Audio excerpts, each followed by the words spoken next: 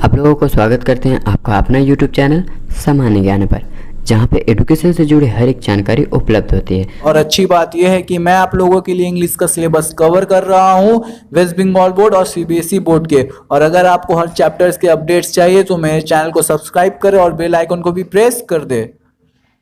So friends, आज हम लोगों का टॉपिक है द आइज हैव इट और इसके राइटर है रस्किन बॉन्ड। और ये स्टोरी पब्लिश्ड हुई थी 1953 को। और इस स्टोरी के दो और नाम है, पहला the eyes are not here, दूसरा the girl on the train. और ये जो स्टोरी है वो एक आयरॉनिकल स्टोरी है। आयरॉनिकल का मतलब तो आप लोगों को पता ही होगा, नहीं पता तो मैं आप लोगों को एक बार बता देता हूँ। आयरॉनिकल के दो मतलब होता है, पहला कि जिस स्टोरी का एंडिंग हमें चकित कर देता है, यानी हमें चौंका देता है। और दूसरा कि हम लोग जब स्टोरी पढ़ते हैं तो उसका एग्जैक्टली मीनिंग वही नहीं होता जो हम लोग सोचते हैं, बल्कि उसका मीनिंग कुछ और होता है। नहीं समझ में आया तो आइए स्टोरी जब हम लोग पढ़ेंगे तो हमें पूरा समझ में आ जाएगा। और दोस्तों, इस स्टोरी की सेटिंग्स रखी गई है ट्रेन में। तो आइए अब हम लोग इस कहानी को स्टार्ट करते हैं। ट्रेन में नैरेटर बैठ के रहता है जो कि पूरा अंधा है, वो कुछ देख नहीं सकता। तो उसी वक्त उसे एक लड़की की आवाज़ सुनाई देती है। वो लड़की ट्रेन के गेट के पास अपने पेरेंट्स से बात कर रही होती है। तो उस वक्त उसके पेरेंट्स लड़की से कहते हैं कि तुम सही से जाना, अपना सामान सही जगह रखना। तो इस टाइम नैरेटर जो है वो लड़की की आवाज़ सुनता है और उसे उसकी आवाज़ बहुत अच्छी लगती है। और अब नैरेटर यानी लेखक सोचता है कि लड़की की आवाज़ अच्छी है तो लड़की दिखने में भी अच्छी होगी।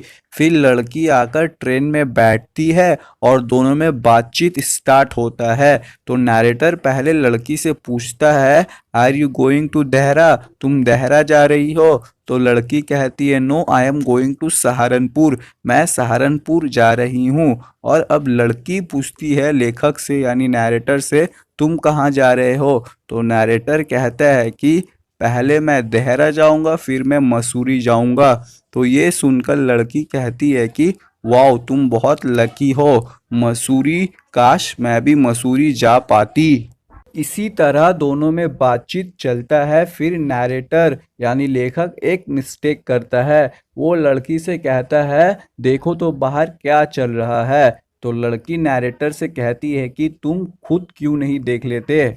फिर लेखक खिड़की के बाहर ऐसे देखता है कि ऐसा एक्टिंग करता है कि लड़की को नहीं पता चलता वो अंधा है। फिर जब वो विंडो के बाहर देख लेता है तो वो लड़की से कहता है कि ऐसा लग रहा है सारे ट्रीज मूव कर रहे हैं और हम एक ही जगह खड़े हैं। तो लड़की अब पूछती है, क्या तुम्हें वहाँ कोई एनिमल दिखाई दे रहा है? तो नैरेटर कॉन्फिडेंटली कहता है नहीं, क्योंकि नैरेटर को पता है कि देहरा के नज़दीक वाले जंगलों में बहुत ही कम एनिमल है।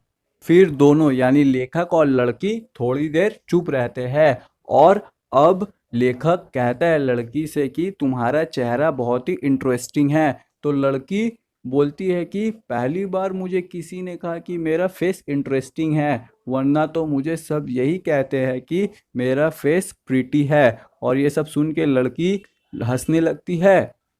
तो अब थोड़ी देर बाद लड़की का स्टेशन आ जाता है और लड़की को लेने के लिए उसकी आंट आती है। तो अब लड़की अपना सारा सामान इकट्ठा कर कर ट्रेन के कंपार्टमेंट से जब निकलती है तो उस समय लेखक को लड़की के बालों से खुशबू आती है। और लेखक उन बालों को टच करना चाहता था, लेकिन लड़की वहाँ से निकल जाती है और लेखक बालों को टच नहीं कर पाता। फिर जब लड़की ट्रेन के गेट से निकलती है तो उसी समय एक नया पैसेंजर ट्रेन में एंट्री करता है। तो अब वो पैसेंजर जाता है वही कंपार्टमेंट में जहाँ पर नैरेटर बैठ के था। तो नैरेटर उस आदमी से पूछता है, क्या तुमने उस लड़की के बाल देखे, वो बड़े थे या छोटे थे? तो वो आदमी कहता है नहीं, लेकिन हाँ मैंने एक चीज़ ज़रूर देखा कि उस लड़की के आँख तो खूबसूरत थे, लेकिन वो काम के नहीं थे, यानी कि लड़की अंधी थी। तो दोस्तों, यहीं पर हम लोगों का चैप्टर ख़त्म होता है। और दोस्तों इस कहानी को पढ़कर हमें एक बात तो ज़रूर पता चलता है कि लड़की खूबसूरत थी, क्योंकि आम तौर पर सभी लड़की को कहते थे कि लड़की का फेस प्रीटी है। So friends, thanks for watching this video.